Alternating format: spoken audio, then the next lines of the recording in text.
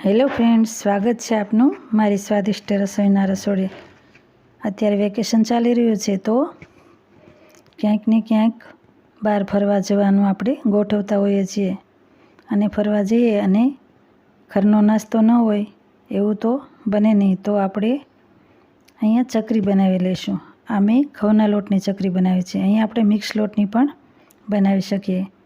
તો ચાલો તૈયારી કરી લઈએ. તો અહીંયા મેં 1.5 કિલો જેટલો ઘઉંનો લોટ લીધો છે.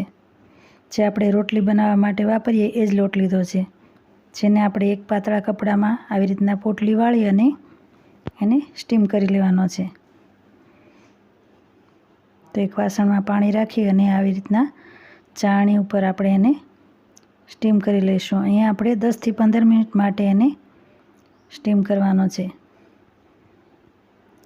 એ જ્યારે તૈયાર થાય ત્યારે આપણને એકદમ કડક લાગે, પરંતુ એને ભાંગીને ફરીવાર ચાળી લેવાનો છે. એકદમ જ હળવો આ લોટ તૈયાર થાય છે.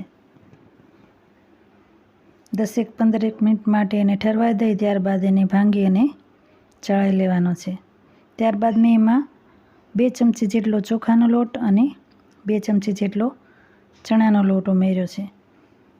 અહીંયા આપણી પાસે ઢોકળાનો તૈયાર લોટ હોય તો એ પણ લઈ શકાય. ત્યારબાદ આપણે એમાં રૂટીન મસાલા કરીશું.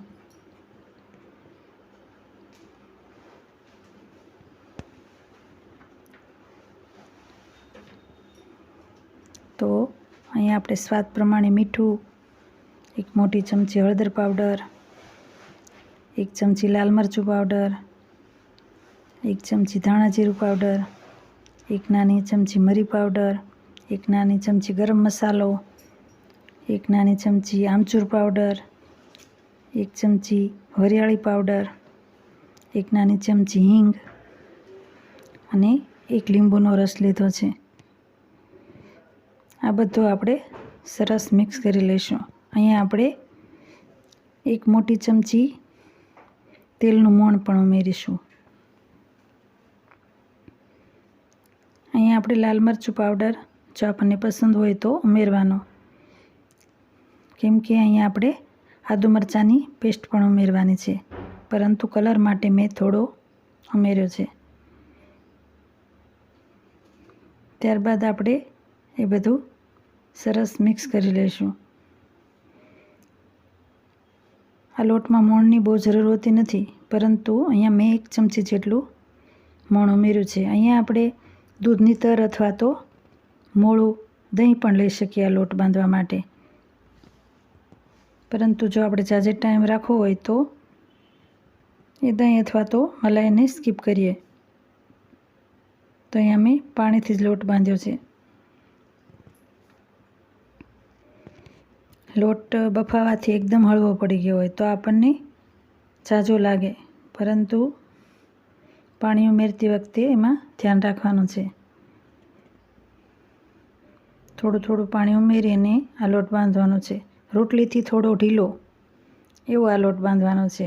જ્યારે આપણે મશીનમાં ચકરી પાડીએ ત્યારે બહુ કઠણ લોટ હોય તો એ ચકરી પાડતા બહુ મહેનત પડે, તો લોટ થોડો ઢીલો રાખવાનો. લોટ બફાયેલો હોવાથી ચકરી એકદમ ફરસી બને છે.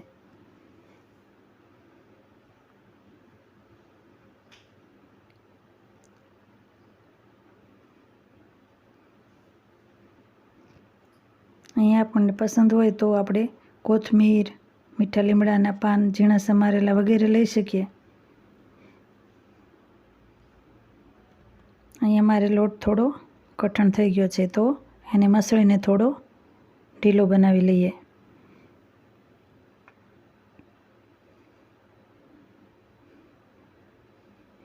અહીંયા રેસ્ટ આપવાની કંઈ જરૂર નથી, તો આ લોટ બાંધીને તુરંત આપણે આ ચકરી બનાવી શકીએ.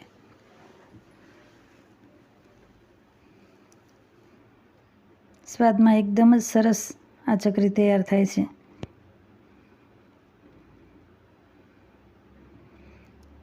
જ્યારે આપણે મશીનમાં ભરતા હોય ત્યારે બાકીના લોટને આપણે ભીના કપડાથી ઢાંકી રાખશું, જેથી એ સુકાઈ ન જાય.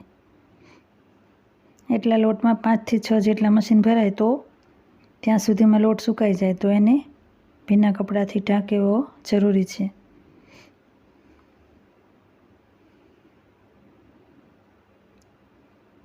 હવે આપણે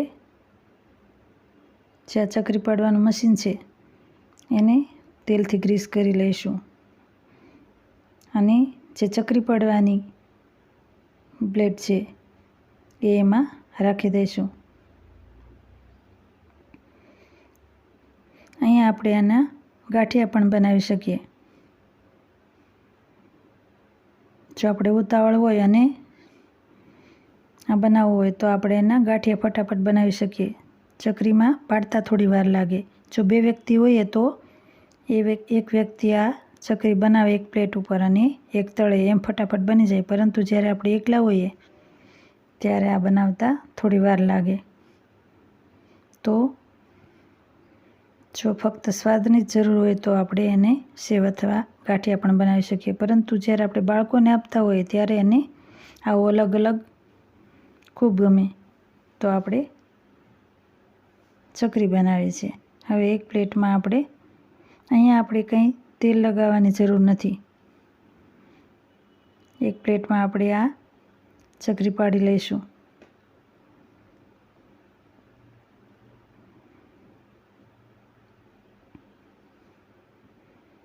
એક સરખો એક કાંટો મશીન ફેરવી અને બનાવવાથી બધી ચકરી એક સરખી બને.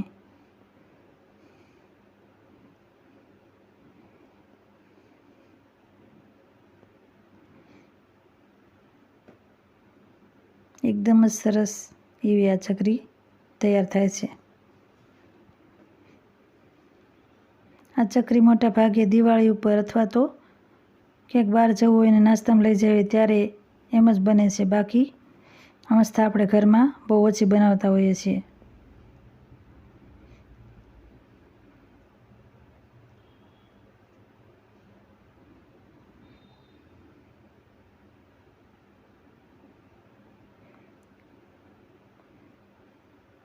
અહીંયા આપણે લીલો મસાલો અને પાલક નાખીને આપણે આ લીલા કલરની ચકરી પણ બનાવી શકીએ.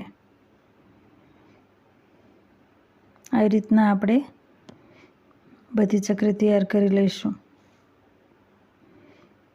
10 થી 12 તૈયાર થાય ત્યારબાદ આપણે તેલ ગરમ કરવા રાખી દઈશું. તો તેલ આપણું ગરમ થઈ ગયું છે. ગેસની ફ્લેમ આપણે લો થી મીડિયમ રાખવાની છે અને આ ચકરી તળી લેવાની છે.